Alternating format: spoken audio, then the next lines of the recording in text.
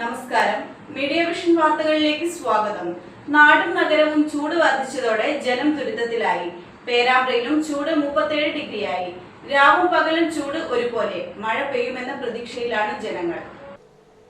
കൊടും ചൂടിൽ നാടും നഗരവും ഉരുകുന്നു.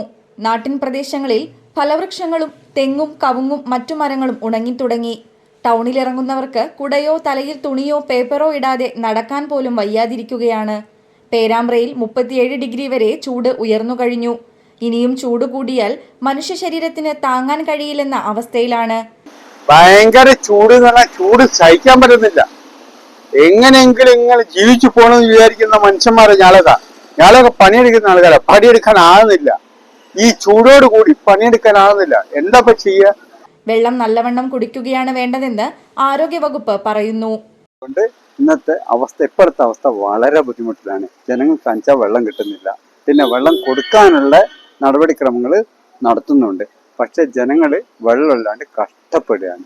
വെള്ളത്തിന്റെ ഇല്ലായ്മ ഇന്ന് എല്ലായിടത്തും നല്ല രീതിയിൽ അനുഭവപ്പെടുന്നുണ്ട്. പല കിണറിലും വെള്ളമില്ല. വെള്ളമുള്ള കിണറിൽ വെച്ചാൽ വളരെ കുറച്ച് വെള്ളമേ ഉള്ളൂ. പിന്നെ നല്ല വെള്ളമോട്ട് കിട്ടുന്നുമില്ല. അന്നേരം ഇപ്പൊ നല്ല ചൂടുണ്ട്. വല്ലാത്ത ചൂടെന്ന് പറഞ്ഞാൽ വല്ലാത്ത ചൂട്. ഇപ്പൊ എല്ലാവരും AC-ന്റെ വയ്യാ പോകുന്നത്.